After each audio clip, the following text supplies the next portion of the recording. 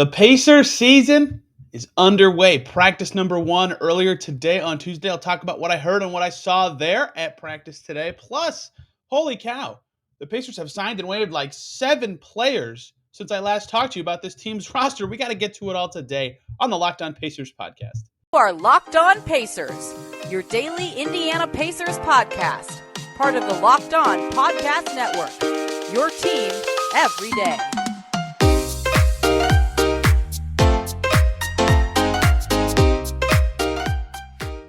Welcome in to another edition of the Locked On Pacers podcast, where we, of course, talk about the Indiana Pacers. As always, my name's Tony East. I cover the team for Forbes and the West Side Community News. And today, I'm talking on Tuesday the 27th. You're listening later than that. But either way, day 1 of Pacers practice. The season is here. The media stuff is done. It's basketball time. Players on the court. Lineups being made, impressions being had, camp battles happening, and of course your usual injury updates, because this is the Indiana Pacers after all. We'll cover day 1 of practice today, what we learned from the people we talked to, Rick Carlisle, Isaiah Jackson, Miles Turner, and Benedict Mathurin. Plus, holy cow, the last time I talked about the roster was last Thursday, the 22nd. Since then, the Pacers have waived 5 players and signed another. Wow, am I behind on the roster? And Malcolm Brogdon and DeAndre Ayton stuff. This is a busy show somehow for the first day of Pacers practice. Let's start with practice notes, though.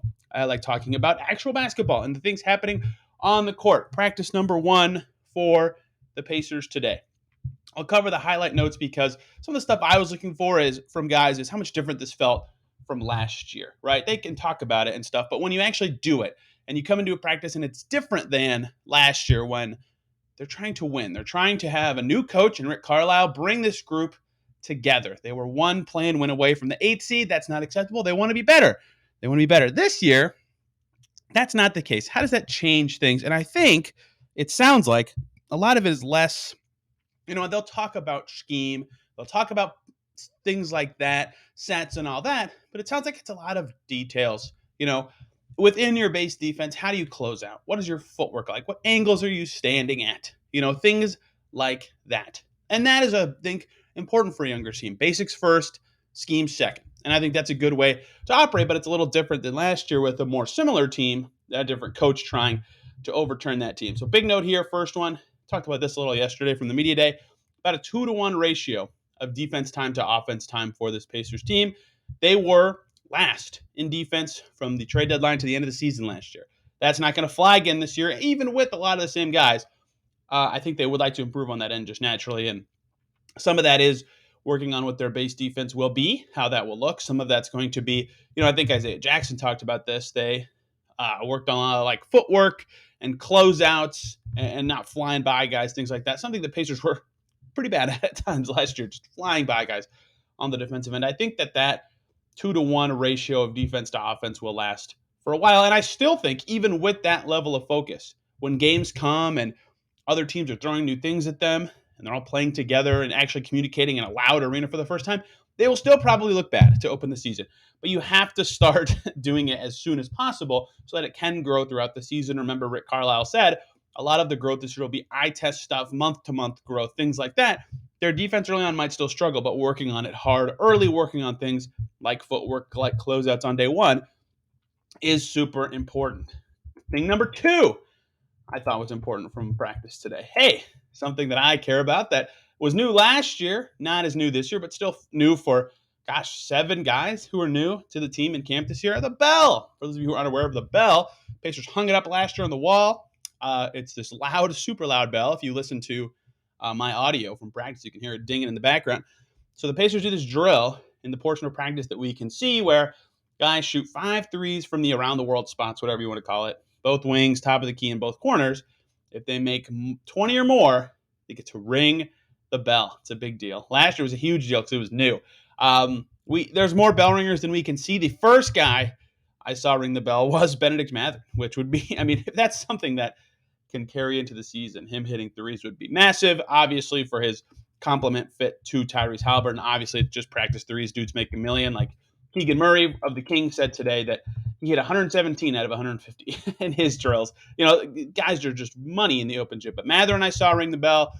O'Shea Brissett, I saw ring the bell. And Aaron Neesmith, I saw ring the bell in the open portions. 4 baskets split. I can't remember exactly who was with who this time, but new coaching player assignments, which I thought was pretty interesting as well as the Pacers shift into a new era. But a lot of questions about the defensive focus for a lot of these players. For example, Miles Turner, who, holy cow, I don't have to dedicate a whole segment to Miles Turner on this podcast for the first time in like 9 days. Miles Turner has to step up more as like a leader on defense. He talked about, whether that's more communicating, helping guys know where they need to be, things like that. That's a big deal. Isaiah Jackson added some weight. He's got to learn how to use it to his advantage on defense, whether that's going straight up, how to still block a shot and go straight up, but using your weight to make it a clean block, things like that. That's what he was talking about. Mathurin as well, talking about communicating, and that was a hurdle for Buddy Hield. He said last year, a lot of teams run the same stuff. They just use different words to describe it. So getting on the same page with the terminology and just general communication, pretty important. Mather in general, good first practice, he said. And it was funny hearing Isaiah Jackson talk about how, it's such like a shock value thing, your first practice in the NBA. Not that it's like hard or something you've never done before or new or like crazy surprising. It's your first practice in the NBA. You don't know what to expect. And having a lot of like a younger team, I think, could be better for guys like Mathurin and Andrew Nembhard, who they call Drew, by the way. If I refer to him as Drew, that's why. And Kendall Brown, who have all these younger guys that they can talk to about that sort of stuff, on their first days of practice. And, Benedict or Isaiah is saying he was talking to Benedict about what to expect and things like that. And he was ready to go. And Mathurin said it was a good first practice. All the sorts of good rookie stuff. And speaking of Benedict Mathurin and Isaiah Jackson, perhaps the only hint of a lineup we heard today was from Isaiah Jackson and Rick Carlisle, talking about first Isaiah Jackson mentioned it. He said that the 5-man unit he was with on defense for a lot of practice as they ran fives was himself, Terry Taylor, Aaron Neesmith, Benedict Mathurin, and TJ McConnell, which I thought was interesting. He said that group got a lot of stops, won a lot of drills. Rick Carlisle called that 5-man group dominant. That's great. Like, I think that there's some defensive potential in that group. In fact, 4 of those 5 guys project to be at least average defenders at some point, maybe even as soon as next season. The standout part to me is I'm not going to read into lineups too much on one day of practice, right? It's important to keep perspective. Things are very fluid. It's a new team. Rick Carlisle's talked about his huge rotation. That sounds like a second unit to me, though. I mean, TJ McConnell seems like the backup 1, and Isaiah Jackson seems like the backup 5. The other 3 guys, Mathurin could have started or come off the bench. Neesmith, who knew what his role would be, and Terry Taylor in that group instead of O'Shea. Maybe it's not a second unit, but maybe it is. And if it is, interesting stuff. We'll see what happens where O'Shea Brissett slots in and ultimately play a preseason game a week from now. But that would be a fascinating second unit to me. It's a good way to get Mathurin maybe some more on-ball touches, but not explore his fit with Halliburton as much. I think I would opt for the latter more than the former, but not my decision. Either way, that sounds like a unit we saw. We'll see what the rotation looks like in games, or if we can ask Rick who his starting 5 air quotes because it's practice has been so far. But that would be interesting. It would be a good way to explore Neesmith's shooting because, man, would it be needed in that 5 to space out in any way. Did see him ring the bell, though. I'm looking forward to talking to him hopefully tomorrow about this team. So that's the general practice notes. We got a lot about defense, a lot about new guys fitting in and the change of the vibe, I guess. Now it's more youth infused and focusing on detail kind of stuff. And a good successful practice for the rookies. The other thing, got to do the injury thing. What we could see, Servidis, who had this ankle injury, was practicing. Gogo was practicing, and Jalen Smith was practicing. Those were the 3 guys dealing with little ankle tweaks here and there that were kind of up in the air, TBD. Always good to have as many bodies as you can. Seems like the Pacers did in day 1, which is great. And those guys are fighting for something, whether that's playing time or a spot on the team. Everybody playing is always good for your chances of scrimmaging, things like that. There was one guy missing, the mystery man of the Pacers, Daniel Tice. I still haven't seen him in person. He is sick. He had to do some, Rick was explaining that he had to do testing yesterday for his sickness. It's not COVID, and it was tested again today. It's not COVID, but if he gets another non-COVID test, he could come back to practice, but they weren't sure what the symptoms, so we didn't see him on media day or today.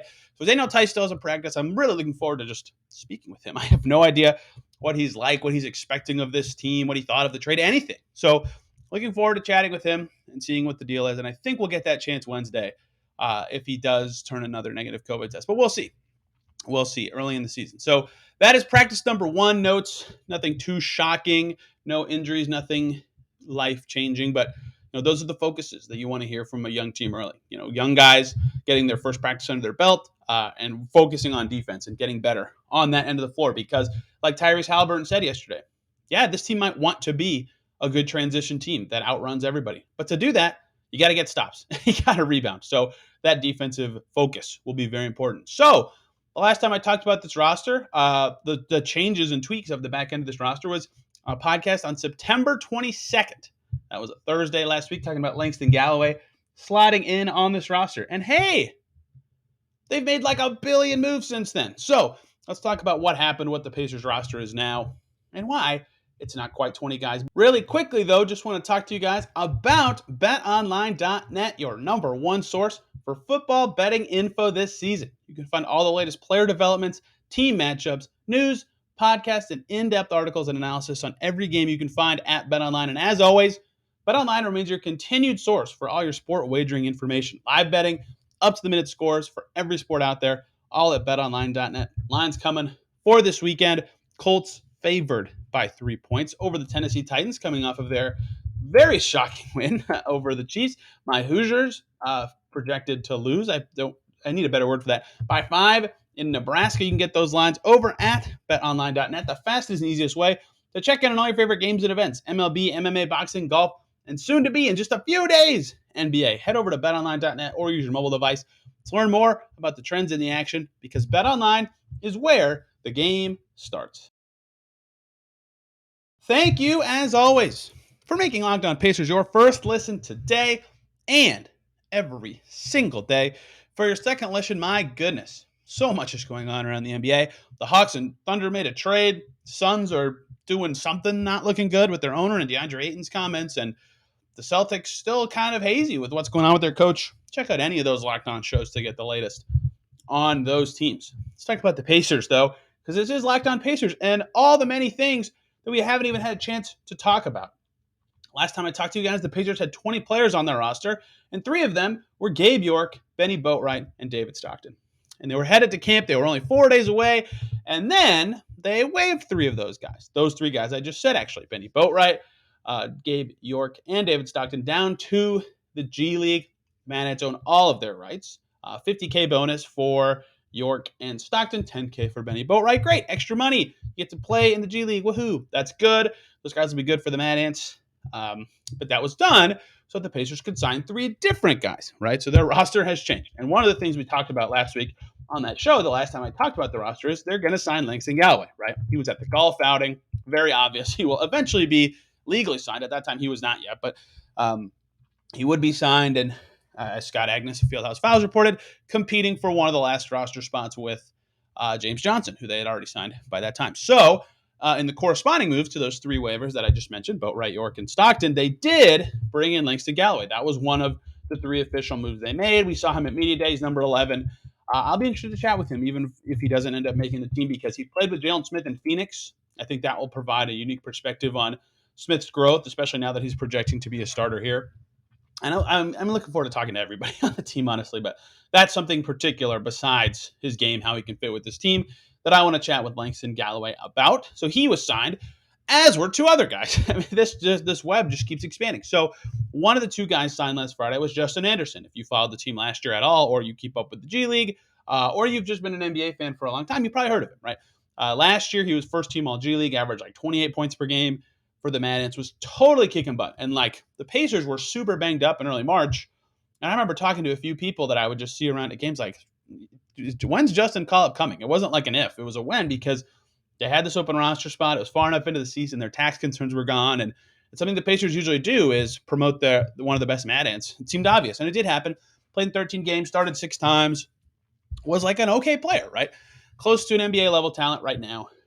Clearly has some affinity for the Mad Ants, because he signed with the Pacers and got waived. So he will be in Fort Wayne, presumably got a bonus for his time sticking with the Pacers. He'll get that bonus to play in Fort Wayne. If he kicks butt again, maybe they'll call him up if their roster is changed, right? James Johnson and Langston Galloway on non-guaranteed deals, so maybe they get cut mid-season or something. Maybe the Pacers make a trade. Not like their starting center's been in a million trade rumors. There are a lot of ways their roster could look different come February, March, whatever, that someone like Justin Anderson, if he continues to be good in the G League, could be promoted. So he was signed on Friday, and then he was waived on Sunday. So that roster spot was filled to keep it at 20 and then waived back to 19. The other guy the Pacers signed on Sunday, someone they traded for earlier this offseason. I warned you on the show, keep an eye on him for signings because the Mad Ants traded for him. Norvel Pelle. You might not know much about him because he's had a very strange path. Didn't play in college. Took him until he was 27, I think, to get his NBA debut. But he was signed on Friday with Justin Anderson.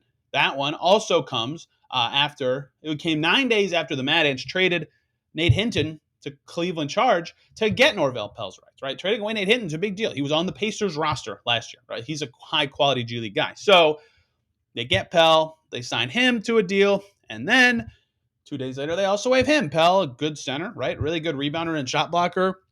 Has played for a bajillion teams in the last 3 years. But anyway, both of those guys came in. I don't even know if they touched the facility, and then they were waived. They get a bonus, presumably, if they report to the Mad Ants and didn't show up with the Pacers. So I thought that those two waivers would be met with two signings, two Exhibit 10 signings, or something that the Pacers could have more camp competition, more guys on the roster. They were not. So the signings and waivers in order were Stockton, Boatwright, York signed, and then cut on Friday. And then when they were cut, Galloway, Anderson, Pelle signed, and then Anderson and Pelle were cut on Sunday. That's the full timeline since I last talked to you about the Pacers roster. So now it's at 18. If you'll notice, that is less than the maximum that the team can have in the offseason of 20, which I think is interesting, right? I feel like the best course of action is to maximize your roster spots in the offseason. You can easily cut those guys if some crazy awesome deal comes up for flexibility reasons. It's more guys to have in the building for asset purposes, just in case they look awesome or something like that. There's little reason not to. The Pacers are opting not to, and I'd be curious to ask Rick Carlisle face-to-face, which I didn't today at practice because there were a lot of other things to ask him about, but why they're opting to carry 18 instead. So that does reduce a little bit the camp competition level of stuff. I would still, based on the reporting we got before Summer League, expect that the Tevin Brown, Eli Brooks, Jermaine Samuels, Fanbo Zhang group, I would still expect some of them to get signed at some point before the season starts just to get their rights on the Mad Ants. I don't think they would be like, hey, come play Summer League for us, and then, not have that follow through all the way. So I will be curious to see what's going to go on with them and where they end up and when that happens, because as of right now, that's not really clear. But I do anticipate those guys still being in the mix, but right now they're not. And I'm interested to know what the Pacers are thinking going with 18 instead of 20. But that is their roster situation right now as camp goes. 18 guys. If you're missing a couple on the 18, remember they signed James Johnson and Langston Galloway and David Das Servidis to the back of their roster spots behind the 14 obvious ones, plus Kendall Brown on the two-way. So as it looks like it's projecting right now, I mean, the way it looks is it's going to be James Johnson and Langston Galloway competing for the final roster spot. And because of the salary floor, I feel like they'll keep someone in that spot. Just have a salary there. It's easy to dump them if, again, something comes your way and you need to make a waiver to make a trade. No big deal. So I expect they'll keep somebody in that spot. And then there's Servidis still, who maybe he doesn't have the chance to get that roster spot over those two vets because they'd like to have the vet. But he's the only guy who can be converted to a two-way who's currently around. So maybe the Pacers view one of the guys I mentioned earlier, their prior Exhibit 10s, as a good fit on a two-way, which is possible. They could sign them later this summer. But it seems like Servidis has the advantage right now. He was signed well before the rest of the Exhibit 10s, so he was around in practices for earlier in September. He went to Halliburton's camp. He was at Media Day, right? It seems like he's got a slight advantage right now, just given that he has a head start. But maybe the Pacers are thinking differently with that spot, and we'll see what happens with Servidis. But it seems like right now, given the information and the guys signed that we have, one of the vets will get the last roster spot. Servidis will take spot 20. That's not all. I want to talk about something that happened in the league today that I think is relevant for you to know as a Pacers fan, and other stuff at Media Day, DeAndre Ayton and Malcolm Brogdon, that I also think is relevant to the Pacers ecosystem. Let's talk about those things really quickly, though. Before that, I want to talk to you guys about Acre Pro. When it comes to land sales, it pays to have experts in your corner. And Acre Pro, Midwest Farm Group, are your local farmland specialists with decades of experience in Indiana agriculture. No one knows the market better. Whether you're doing a 1031 exchange, expanding your operation, or selling a row crop farm, your local Acre Pro agent will walk the land with you and ensure the deal's done right. Great service? Just the beginning. Acre Pro provides unparalleled land data, including soil ratings, elevation, flood zones, land valuation across parcels, so you can get the full picture up front and be confident in the entire land market. Your agent will cater to each of your individual needs and help you navigate the complexities of buying and selling land so that the process is made simple. Experience the ease of Acre Pro by working with farmland specialists like Kyle Rule, Brady Hammond, Neil Hurt, and Kyle Spray. Visit acrepro.com or call 765 587 3185 and talk to your local land expert today. Again, acrepro.com or call 765 587 3185. Thank you, as always, for making Locked On Pacers your first listen today and every single day. Stuff's going on around the league, so any team you're interested in could be a great choice for your second listen today. I mentioned all the crazy ones at the top of our second segment here, just to pick one out individually, because we're going to talk about this team in a second. But listen to Locked On Suns. Hear what DeAndre Ayton had to say, or really not say, about his situation in Phoenix after what happened this summer with the Pacers. I think you'll find all of that very interesting. So, a couple more little things I want to cover quickly today that might seem a little minor, but to me are very interesting in the grand scheme of what's going on. And I can't remember where I saw one of these takes. So I'll say it when I get to it. But anyway, first up is that Ayton stuff. Holy moly. Ayton was asked straight up yesterday on Suns Media Day about how he's feeling about being in Phoenix. And he said about 4 words in total. Someone asked me if he's happy being in Phoenix. He said, "I'm good." That is not exactly the ringing endorsement you want if you're the Suns, and some of that has to do with the Pacers' pursuit of him, right? He thought he was going somewhere else, and then today it's revealed, hey, he has still not spoken with Suns head coach Monty Williams since that Game 7 playoff series. That is wild stuff from Ayton and the Suns. We'll see if that gap ever gets bridged there, but it seemed like Ayton did have interest in leaving Phoenix, which was a part of why he signed with the Pacers this summer, and yeah, now we're here. I mean, he was asked how he felt about his contract being matched by the Suns. I was happy. That's all the words he gave, right? So that's pretty interesting. The videos are more damning than the quote itself, but yeah, DeAndre Ayton not pumped to be back with the Suns, it sounds like, and hasn't spoken with the team's head coach since Game 7 last year. Asked if he's happy in Phoenix, Ayton said, "Yeah, I'm all right." And that sounds, again, okay. You got to watch the video. Gerald Bourguet, who's been on the show a few times covering the Suns for PHNX Suns, has it all there, and it's something. So Pacers may have done a number on the Suns, but reminder, they cannot trade for Ayton this season. That is not legal after they matched that contract. Thing number 2 I thought was noteworthy, Pacers adjacent from around the league. Malcolm Brogdon saying at Celtics Media Day that apparently he was given the choice between a couple trade packages of what team he wants to go to from Tim Bontemps of ESPN. He tweeted this as follows. Malcolm Brogdon says the Pacers gave him the option to pick among a few different teams in a trade away from Indiana, and then he picked Boston, quote, "because I want to win," unquote. Said he's excited to play for the Celtics and contribute to whatever role is asked of him. Now, this is the part I was talking about where I'm stealing this phrasing from somewhere else. I cannot remember who it's from. If it might have been Indy Cornrows, because I listened to Mark and Caitlin earlier today. Anyway, interesting, first of all, that he would say that.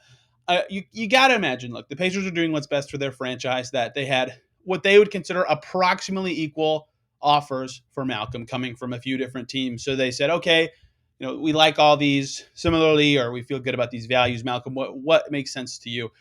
Or maybe one was just like slightly better, but not worth not working with Malcolm. And as the Pacers do with trades. But, thinking back to we haven't heard this from Domantas Sabonis, and maybe it's worth asking him when he finally returns to Indiana, because I don't think he's talked too much about the trade since it happened. But, he has not said something similar about having any sort of choice. I think it's Indy Corners. Anyway, what I saw that I thought was a good point was I think if the Pacers know they're getting slam dunk value, like a guy like Tyrese Halliburton, for example, they'll still make the trade. But I think in this instance, what makes sense is, because again, the Pacers front office isn't dumb, as a lot of people like to think. Have they made mistakes? Sure, but they're not stupid people. I think that they had a couple offers that they felt were similar in value, and they went to Malcolm and they said, okay, here are the teams that make sense for us, or what we're trying to do, or fit our, maybe they already had Ayton zeroed in and they knew, okay, the Boston one lets us clear the space very easily, or something like that. a lot of moving parts in the summer, but they said these are the destinations that make sense for us as trades. Where do you want to go? So I thought that was pretty interesting for Malcolm. I'll be curious to ask him more about that when Boston's in town later this season. I found that very interesting. You don't hear that very often. And sometimes people talk about players' perception of a franchise. And I do think that matters to some extent, but I mostly think it matters if it's like the best possible perception or the worst possible perception. For a while, players did not want to play for the Kings and Knicks, it's just how it is. And sometimes that perception changes. I think it is, but it can go the other way too, where it's like, oh wow, playing for whatever Miami is awesome or whoever. So having good player friendly perception is good, and growing that up as high as you can is great, but you shouldn't do it to the detriment of your team. So that's why my theory here is, and I would love to get more perspective because this comes out 2 days after we talked to Kevin Pritchard, that he had this choice amongst destinations, and he ultimately chose Boston. Another thing, Pacers adjacent around the league. Holy cow, flying through NBA news that I find relevant to the Pacers. The Hawks and Thunder made a trade. You might be wondering how that's relevant to the Pacers. Vic Krejci went from OKC to Atlanta. Mo Harkless goes from Atlanta to OKC along with second-round pick. Sounds like nothing. I agree. That's a very minor trade. But what did that trade do? Got the Hawks under the luxury tax line. The Thunder get another pick, and they still have players. They have a lot of guaranteed contracts, 18 to be exact. So I only bring up that trade to say teams are still looking at ways to either get their finances in order, get their guaranteed contracts figured out, or swap assets in a way that makes sense for them. It's not done just because practices have started. Mo Harkless was probably at Hawks Media Day, right? Like that sort of stuff happens. The Thunder got approved for a Chet Holmgren disabled player exception yesterday. Boom, they make a trade and use it immediately. So all this to say, the Pacers, as a team who has roster spots right now, who has money to blow and could take guys into space, they could be a team that helps a team facilitate something that gets them under the tax or gets their guaranteed contracts total down. So just looking through the league, for example, Detroit has 16 guaranteed contracts, and theirs is easy. Kemba Walker is their guy who's out of place. I don't think he was at media day. I don't think he'll be reporting to Detroit anytime.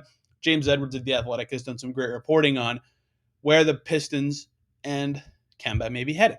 They could agree to a buyout, but why would Kemba do that if he doesn't have another destination figured out? And so maybe the Pistons just trade away Kemba's little tiny salary and a second-round pick to another team, and then they get a trade exception. Maybe that has value to them. So for the Pacers, he's a guy, for example, that you get closer to the salary floor by taking him in. Rudy Gay with the Jazz. The Jazz, in their million trades this summer, have too many contracts, right? It happens that way. The Jazz probably have to trade 2 players. Rudy Gay seems the most obvious. He was a not good signing for them last year. He's another one. I mean, the Jazz are expensive, but not, it's not, finances aren't as big of a deal for them. They're not for the Pistons either, but either way, getting a trade exception has some value. The Rockets have a bunch of guys that they got from the Mavs in the Christian Wood trade, like Marquise Chris, Trey Burke, Sterling Brown, who maybe they would like to move. The Grizzlies have one guy too many. The Sixers have a couple guys too many, and they have some non-guaranteed guys, but they're talented. They're Ty Jerome in OKC, now Mo Harkless in OKC as well. All this to say, I think there's a lot of other teams that are still sorting out the pieces perfectly. And in 2 weeks from now, when the season's about to start and the deadline to get your roster down to the right size comes, they're going to have to do something. And so maybe these teams aren't worried. These teams that aren't worried about the tax say, whatever, we'll just waive the guy. If the right situation doesn't come for us, we'll just cut the guy. But if you're the Pacers and you need to reach the salary floor, you can be opportunistic and get an asset to take these guys in. Even if it's something minor, it's better than nothing, right? So the consideration is taking this guy into our cap space preventing us from doing a better trade in the future? And that's the sort of yin and yang, whatever. The pros and cons the Pacers have to think about in these sorts of deals. For this one, Atlanta, by trading away Harkless, I forget what he's at, like $4 million-ish for a non-guaranteed minimum guy. They get under the tax, they get some flexibility. That's a winner for them. The Thunder get a pick. That's a winner. The Pacers can be in a situation to help a team in that sort of situation. There's a couple teams over the tax still by a small amount that it might make sense to pursue something like that. So don't think that just because practice has started and the Pacers have, sent out a press release saying they finalized their training camp roster, that they've actually finalized anything. Just because for a team that has really prioritized optionality and building this team the way they have, having flexibility and having these options to get an asset to make another team's life easier. Getting assets is all, what Kevin Pritchard talked about last week. He wants more picks. I think that makes a lot of sense. So we'll see if anything actually comes of that. But that trade sort of jogged my memory that I was thinking about ways the Pacers could, get closer to the floor or grab some assets still with their space before the season starts. And those are just a couple that crossed over Tony East brainland this week. So yeah, I hope you guys enjoyed me nerding out at the end of this show. We'll continue with practice notes this week as they become relevant. But I think what we're going to do, I was supposed to do all these last week, but I still have 2 more episodes of season previews to do. Tyrese Halliburton and the reserve forwards. I think I'll do one tomorrow. I think I'll do a mailbag Friday, mostly because I'll be traveling and I need to have an evergreen topic that won't become totally irrelevant if I'm out of town. And then we'll do Halliburton Monday to kick off October. And then we'll be right back to what's going on in practice. What's the team doing? Preseason's coming up. All the big news around the Pacers. We're running out of time to do season previews, so I got to get those done. Thank you guys a ton for listening today. You can follow me on Twitter at TEastNBA and the show at Locked on Pacers, where the tweet will be coming that you can reply to with your mailbag questions. Thanks for listening. Locked On Podcast Network has teams covering every team. If you're interested in any of the rest, as practices start, your team every day. That's what we like to say here at the Podcast Network. Everybody have a great rest of your day. We'll see you tomorrow.